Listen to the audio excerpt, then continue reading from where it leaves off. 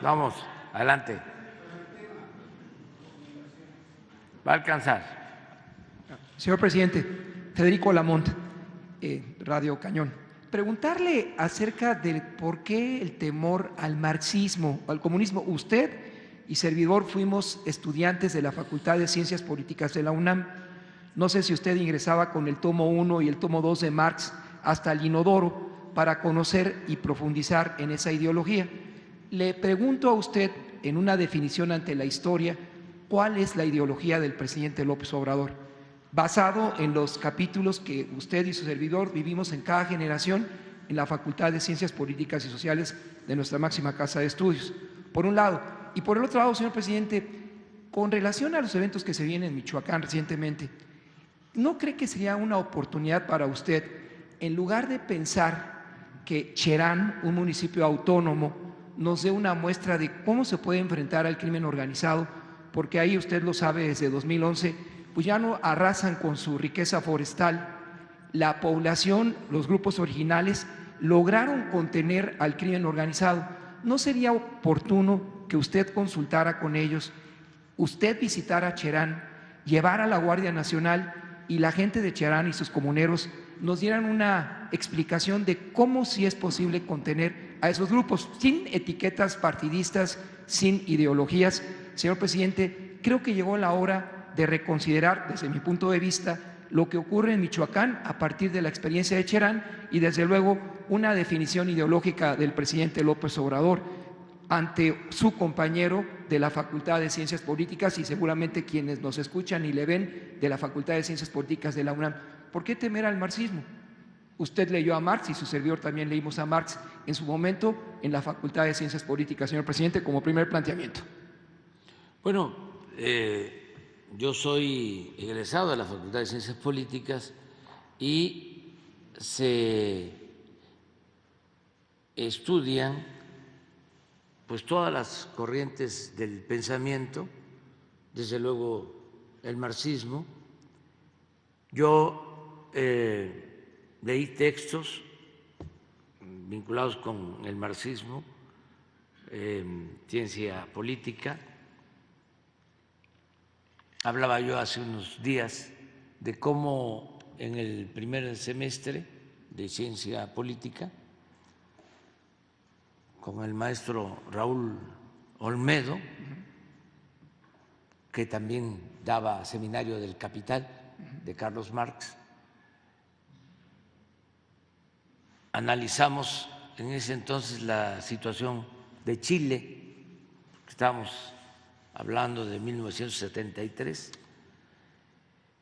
como en estas fechas, antes, lamentablemente, del golpe, y con el apoyo de un libro de Lenin que se llama El Estado y la Revolución, en un análisis colectivo con la guía del maestro, llegamos a la conclusión muy dolorosa de que era muy posible un golpe de Estado en Chile, lo cual desgraciadamente se presentó unos días después. El día 11 de septiembre de 1973 se van a cumplir 50 años, por eso voy a viajar a Chile la semana próxima. Bueno, nosotros tuvimos la posibilidad de tener todos estos elementos teóricos, ¿no? Como leí también mucho sobre la historia de México. Recomendaría yo, por ejemplo, a los estudiantes, a los jóvenes, que entre otros textos conocieran los 10 tomos de la historia moderna de México que escribió o dirigió coordinó el maestro Daniel Cosío Villegas, porque es un trabajo de investigación de 30 años sobre la historia de México desde la época de la República restaurada, desde 1877 hasta finales del Porfiriato. Pero leyendo esa investigación que tiene que ver con lo económico, con lo social, con lo político, incluso con lo internacional, entiende uno mucho de lo que es nuestro país en la actualidad, lo que fue la sociedad política durante el juarismo, el autoritarismo porfirista y después, desde luego, la revolución en su fase inicial, sus precursores, sus ideales, la lucha contra la opresión, contra la esclavitud que existía en la época de Porfirio Díaz, porque también existe la idea de que la esclavitud fue abolida en 1810 y no, Miguel Hidalgo proclamó la abolición de la esclavitud, nada más que la esclavitud no desapareció, se mantuvo un siglo más, es hasta 1914, 1915 que es abolida la esclavitud, porque en las haciendas habían peones esclavizados. O sea, la estructura de dominación colonial no se modificó en lo fundamental ni con la independencia política de México. Logramos ser un país independiente, pero la estructura económica y social se mantuvo casi intacta.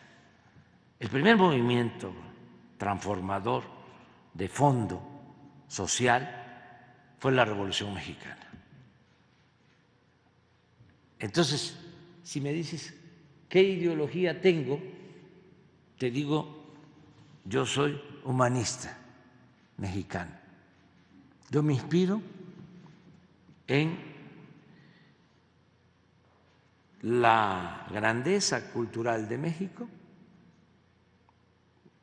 Yo creo que nosotros somos herederos de grandes civilizaciones que no nos trajeron la civilización los europeos, que nosotros heredamos costumbres, tradiciones, organización social que vienen de lejos, de miles de años atrás, desde la cultura madre, desde la cultura olmeca, 6.000, 8.000 años antes de Cristo. Y así la cultura teotihuacana, y así la cultura tolteca, y la cultura maya, y la cultura zapoteca, y somos herederos de eso, porque eso no desapareció con la invasión europea. Eso se mantiene hasta nuestros días. Gracias a esas culturas, nosotros, los mexicanos, podemos resistir, como ha sucedido, muchas calamidades. Nos han salvado nuestras culturas. Por ejemplo, en la época prehispánica, antes de la llegada de los europeos, no había esclavitud. Aún cuando aparecen en los murales de Bonampak esclavos, tiene que ver con la guerra. Pero básicamente la gente era libre y sí había una clase gobernante, un poder civil y religioso. Pero el campesino lo que tenía que hacer, era su obligación, era pagar un tributo, una especie de impuesto, pero era libre. Él sembraba para satisfacer sus necesidades, las de la familia, y los excedentes los entregaba a la autoridad, a la clase gobernante. Entonces, lo de la esclavitud hay que analizarlo a fondo, porque los primeros esclavos que se tienen en México son los que somete Hernán Cortés en Puebla. Espérame, es interesante. Entonces, a ver, lo otro que no teníamos, propiedad privada en el manejo de la tierra. La tierra era comunal. Todos tenían el derecho a la tierra. Eso vino también con la invasión europea. Todavía, por ejemplo, en Oaxaca, porque ahí no pudieron ni el presidente Juárez ni Porfirio Díaz cambiar la forma de usufructo de la tierra. En Oaxaca la mayoría de la tierra es comunal. Entonces, esos son valores. Otra cuestión, no había trabajo asalariado, el trabajo era comunitario, era ayuda mutua, era lo que se conoce como la mano vuelta. ¿Sí? Se hacía una casa y todos ayudaban a hacer la casa.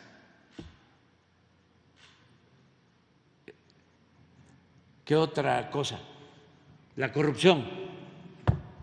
¿De dónde vino la ambición por el oro?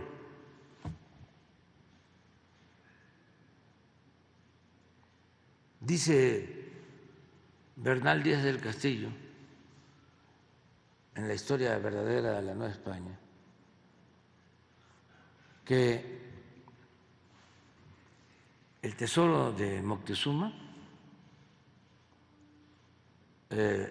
lo manejaba Cortés y sus allegados, pero que antes de repartirlo, de entregar lo que llamaban el quinto real a la autoridad y quedarse los soldados conquistadores con el tesoro,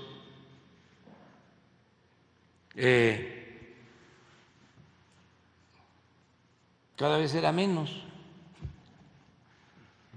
O sea, se lo robaban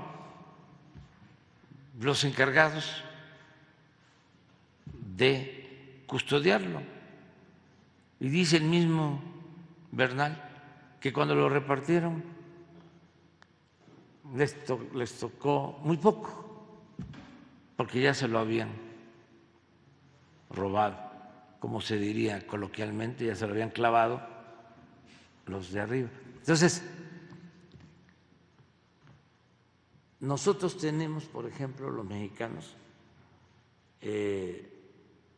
una gran reserva de valores culturales, morales, espirituales, que vienen de lejos, que vienen desde la época prehispánica. Por ejemplo, hasta hace relativamente poco no se conocía ni siquiera la palabra robo en algunas comunidades de México. Se sembraba el maíz y se guardaba en trojes en la misma milpa y nadie se robaba el maíz porque era el trabajo, era el esfuerzo de otros. La corrupción tiene que ver con arriba, con los ambiciosos,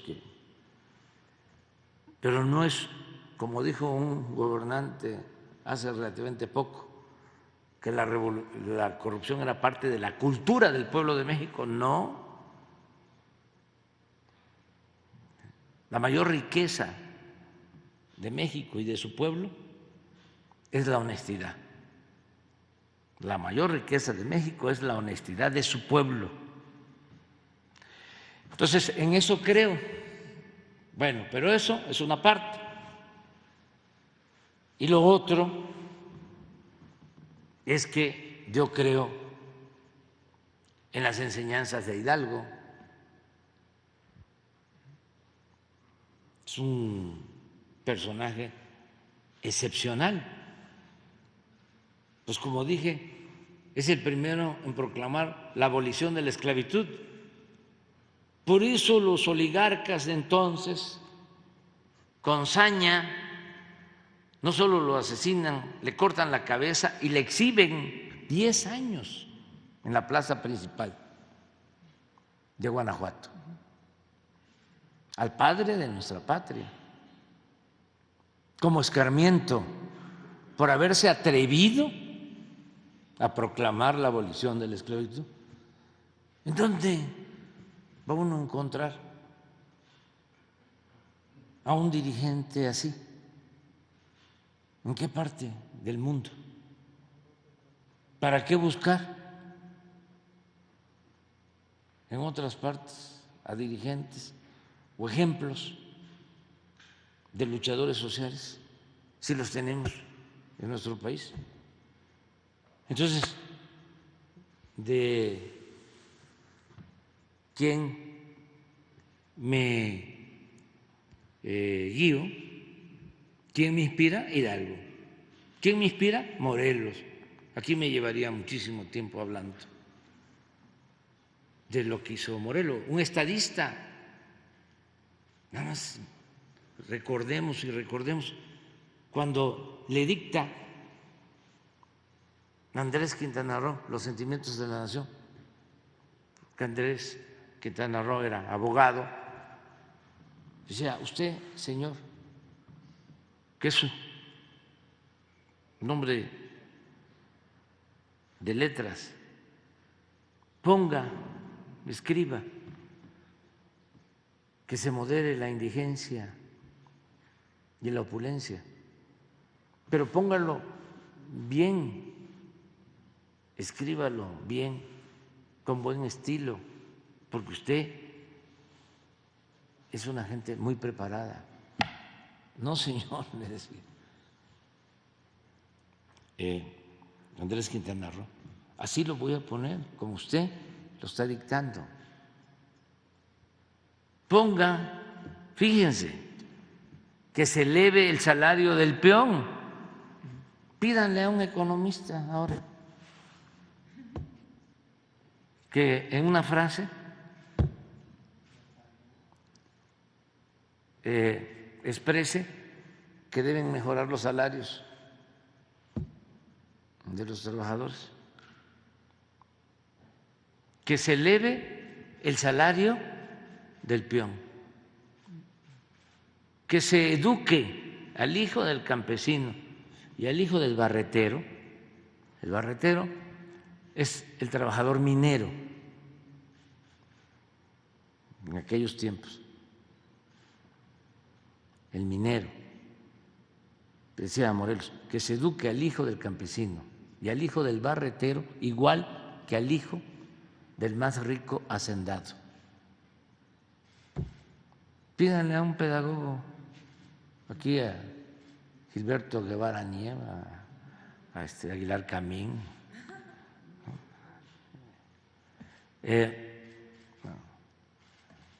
al que cooptó Salinas, que era un hombre progresista y se volvió muy reaccionario, ¿cómo se llama? Tiene mucha influencia en economía en la UNAM, Rolando Cordera. Campos. ¿Sí? Pídanle a Cosío que les defina qué es la justicia, al exministro Cosío, reaccionario, conservador, hipócrita. Decía Morelos que existan tribunales, que haya tribunales que defiendan al débil de los abusos que comete el fuerte. Eso fue lo que hizo Cosío, y eso es lo que hacen los ministros. ¿Protegen al débil de los abusos que comete el fuerte? No, pues eso era Morelos. Y si hablamos de Juárez,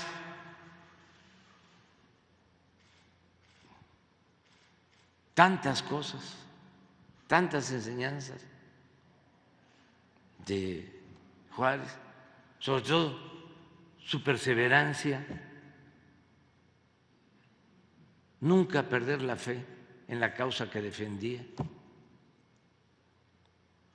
Y Madero, apóstol de la democracia, y Villa, y Zapata, y el general Lázaro Cárdenas.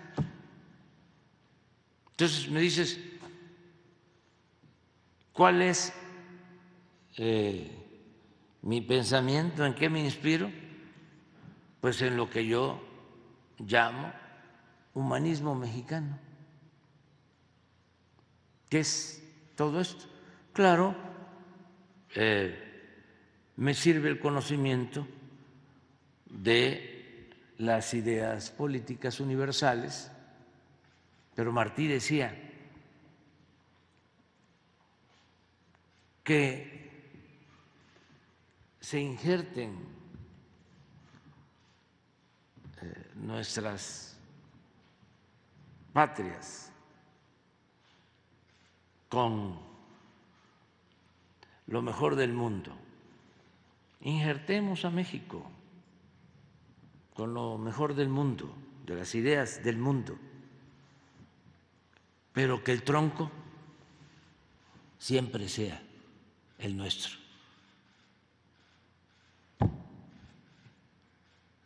O sea, que primero conozcamos nuestro pasado, nuestra historia. Y nosotros tenemos que sentirnos muy orgullosos, los mexicanos, porque es un pasado glorioso el nuestro. Y todos los pueblos tienen estos pasados y tienen próceres extraordinarios, pero nosotros tenemos en México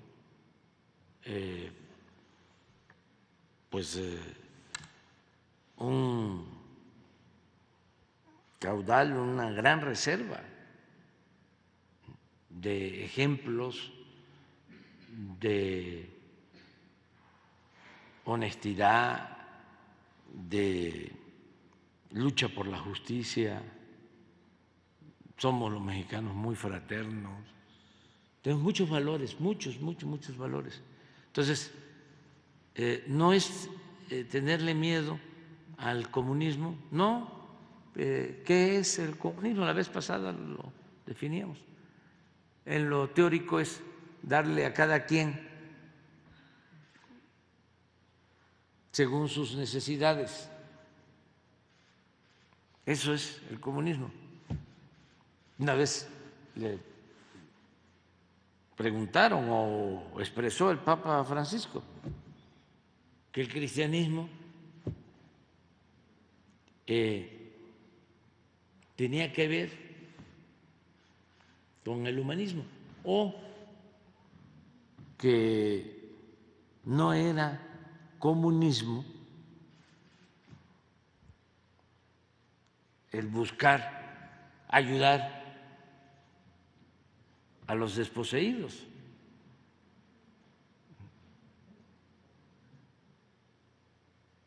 ¿Cuál es su frase? Defender al pobre no es ser comunista, es el centro del Evangelio. Pero no solo de la religión católica, de todas las religiones. Todos,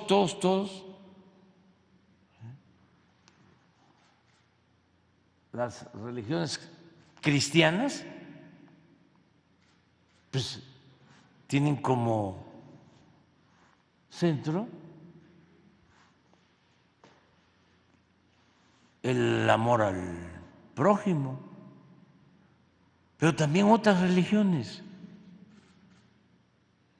incluso desde antes de Jesús Cristo,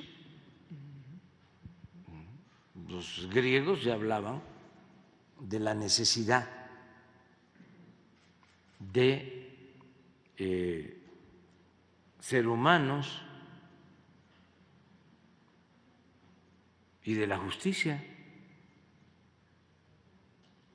El socialismo, en cuanto a su definición, es darle a cada quien según su trabajo.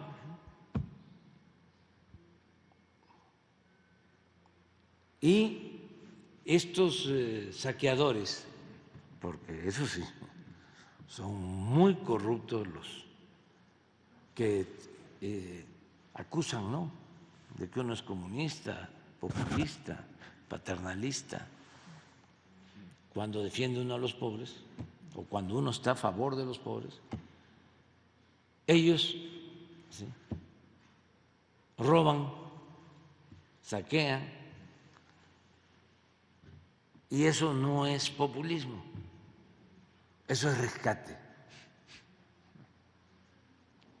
o fomento.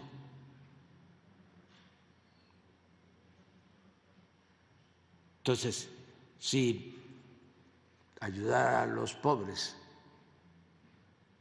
es ser populista, que me apunten en la lista.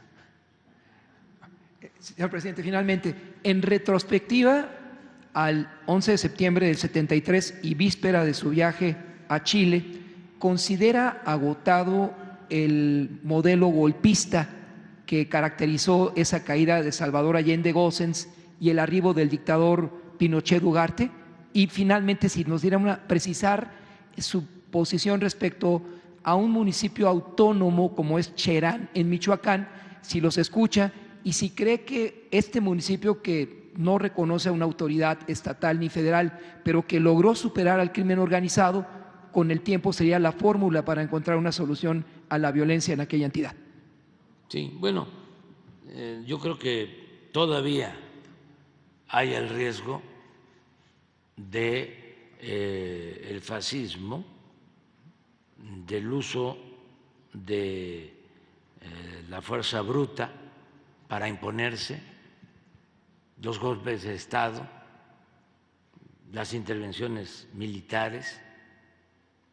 Eso no desaparece. Claro, hemos ido avanzando mucho en resolver las diferencias mediante la vía electoral, mediante la vía pacífica, la vía democrática, y ese es el camino a seguir. Por eso indigna mucho conocer lo que sucedió en Chile, porque el presidente Allende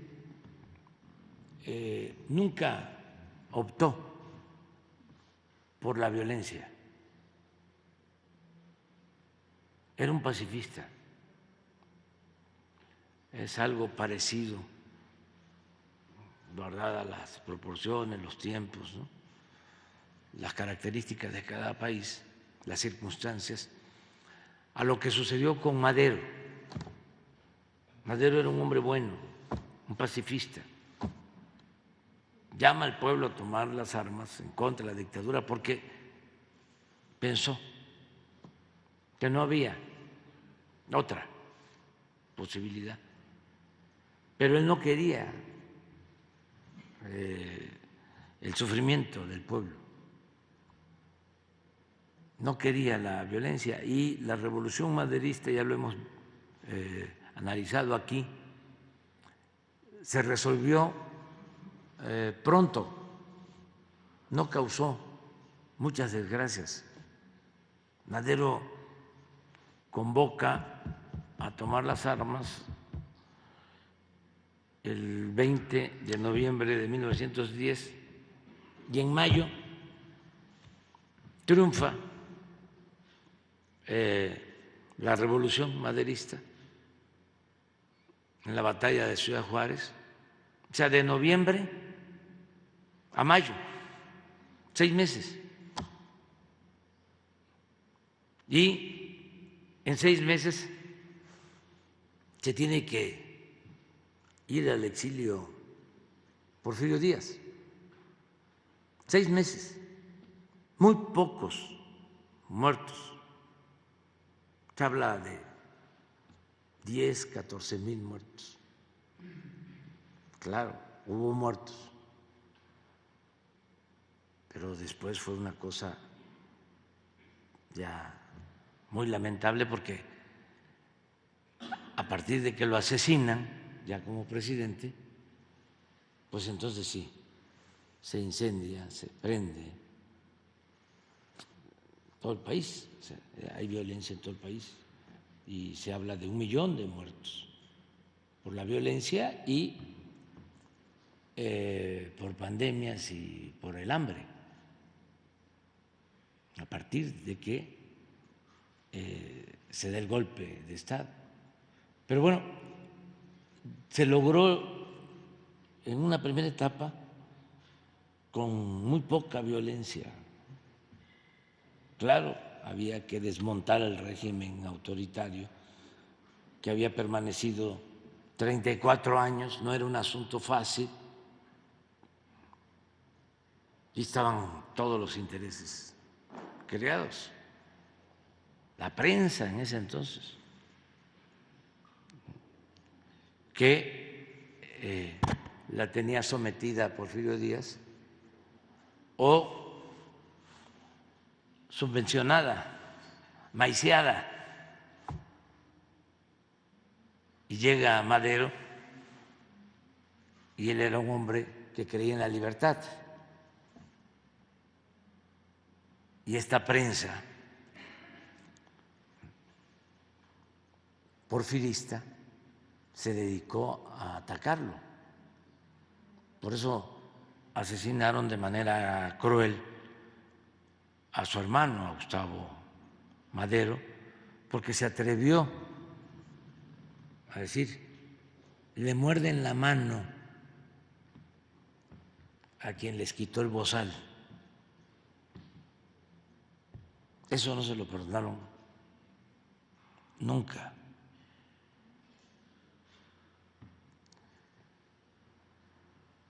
Pero fue la primera etapa, ¿no?, eficaz. No hubo fuga de capital, no se afectaron las propiedades de los extranjeros. Bueno,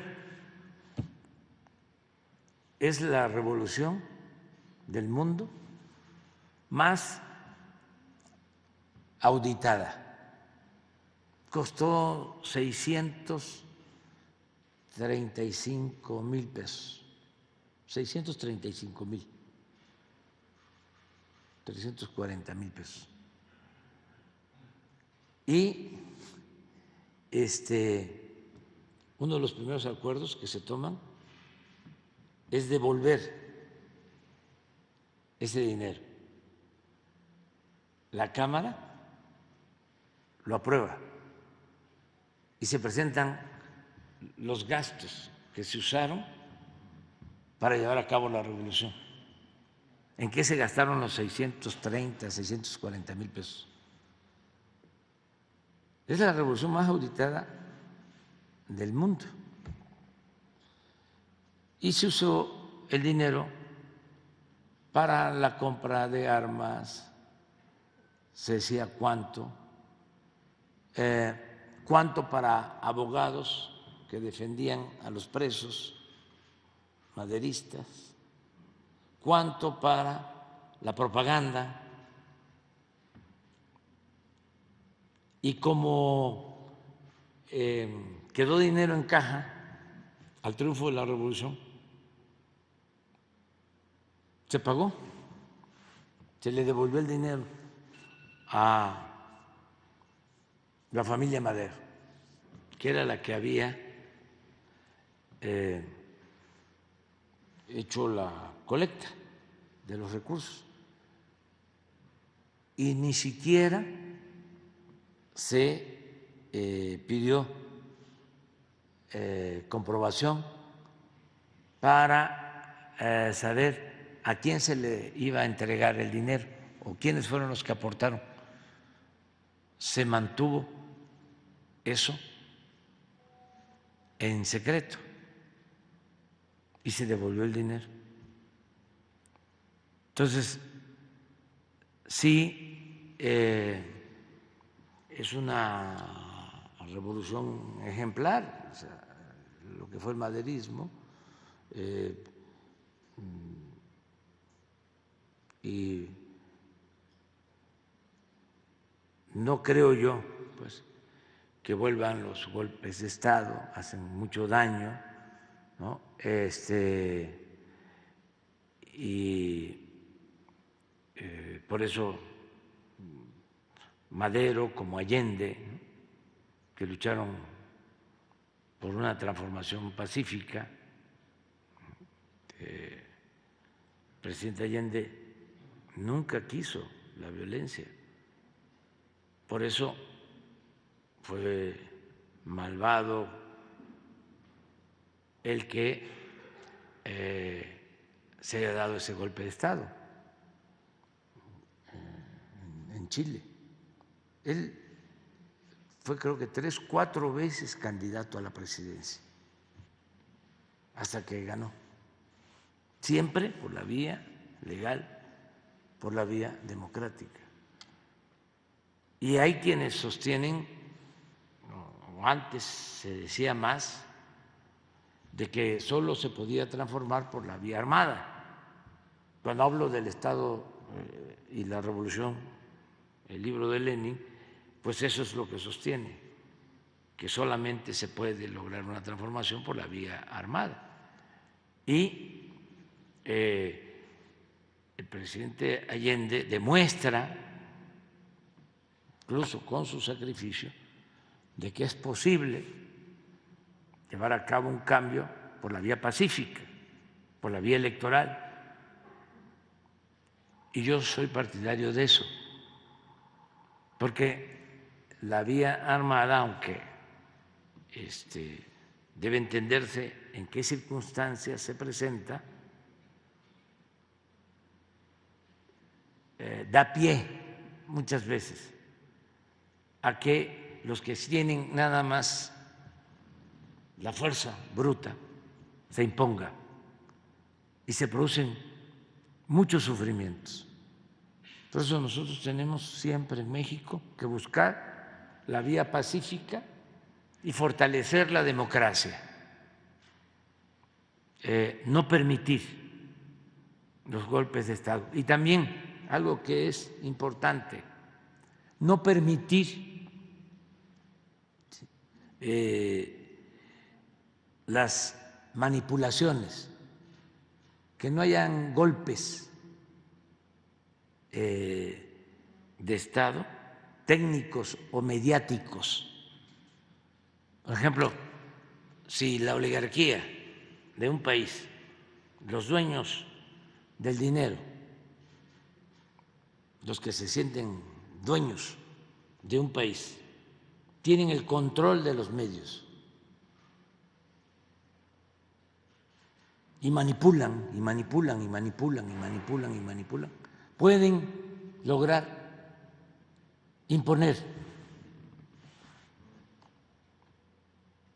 a presidentes, autoridades títeres que no representen a todo el pueblo, sino que estén al servicio nada más de una minoría. Eso en sentido estricto no es democracia, eso es oligarquía, con fachada de democracia. Entonces, por eso hay que seguir denunciando a los medios que no informan, que no son objetivos, que no se apegan a la verdad, sino que defienden intereses y que su propósito es saquear, es robar, en el mejor de los casos lucrar, y que se quedan con lo que pertenece a todos. Ya hemos padecido nosotros eso, de cómo los medios encumbran a personajes y destruyen a opositores, los medios. Si nosotros estamos aquí por milagro, vaya que nos han golpeado históricamente. Acuérdense cuando los videos de Ahumada, que se asocia este señor Ahumada con Carlos Salinas y con Diego Fernández y desde luego con Fox y el que estaba en gobernación, Krill y Televisa. Me acuerdo que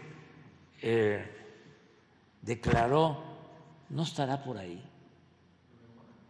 no, lo que dio a conocer a Ahumada. Claro, Andrés Manuel, claro que fuimos nosotros. Sí, sí, está por ahí el video y dice el mismo Ahumada que cuando ve el video que le muestra a Ahumada, donde le está entregando a Ahumada dinero a Evaristo Bejarano, que estaba con una cara de felicidad, Salinas, dice, esto es lo que necesitamos. Luego, cuando ve los videos Diego, lo mismo, que ofrecen creo que 20 o 30 millones de dólares a Ahumada por los videos. Y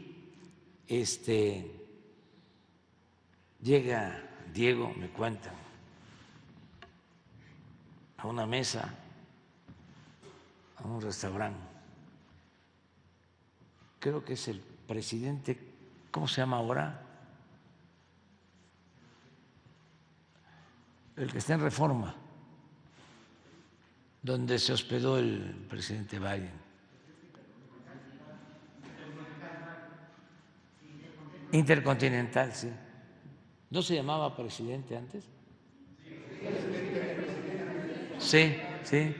Llegó ahí a una mesa con sus balandronadas, agarró una servilleta y le hizo así. Así vamos a dejar a Andrés Manuel, aunque no dijo así.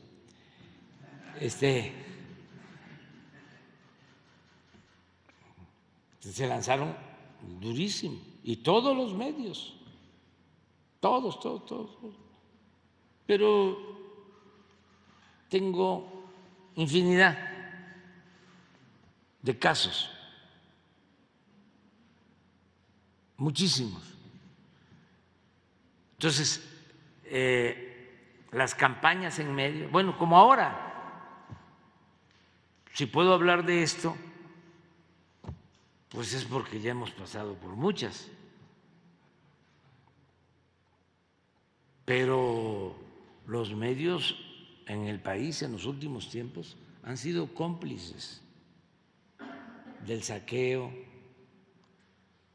de la corrupción que imperó durante mucho tiempo.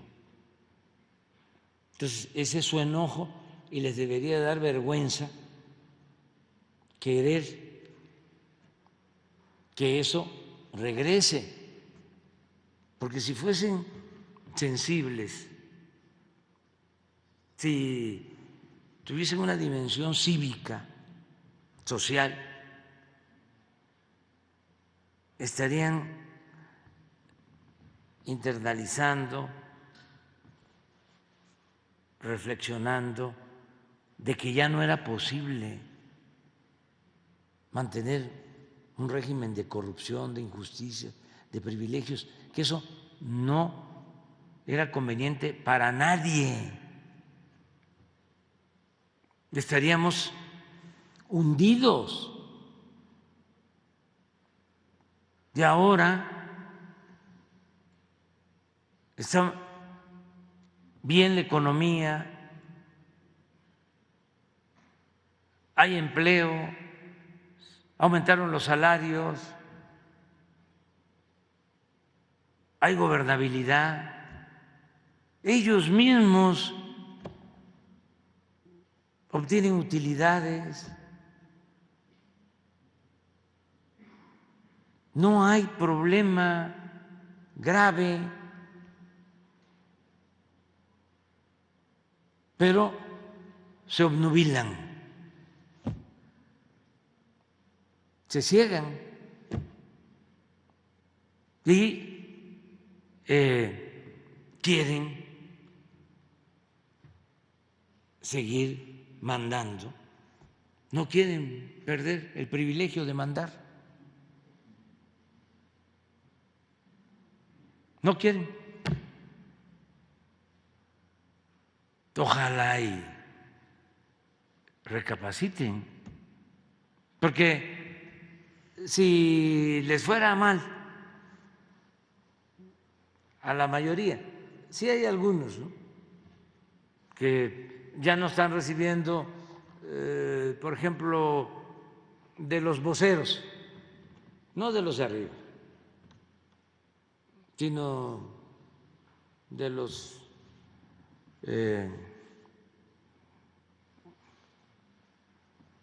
ayudantes, auxiliares, para no ser groseros. Ya no ganan 1 millón de pesos al mes, pero todavía reciben 200. no se quedaron sin nada.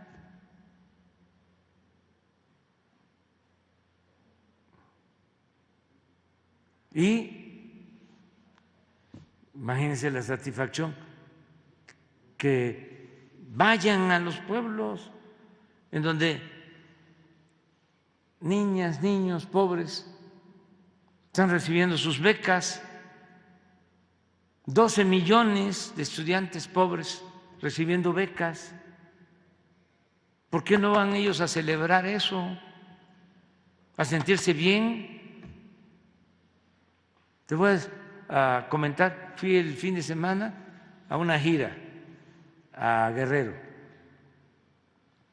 y se nos hizo tarde y comimos como a las 5 de la tarde, antes de llegar a Ometepec, en un pueblo, en una fonda. La familia es un negocio de familias, como muchos que hay. Es la mamá, el papá y un joven estudiando que ayuda, un joven que está estudiando Derecho, Chilpancingo, pero como era fin de semana estaba ahí con los papás ayudándolos. La mamá, la señora, muy contenta, ¿no? Porque no esperaban que llegáramos ahí a comer. Ya comimos y a la salida ya había gente, ya se había corrido la voz que estaba comiendo ahí. Y salgo y enfrente una escuela, de lo que se llama Lázaro Cárdenas, la escuela. Ya fotos, pero dos señoras me agarran y me dicen, vamos a la escuela para que vea. Como si lo hubiésemos programado.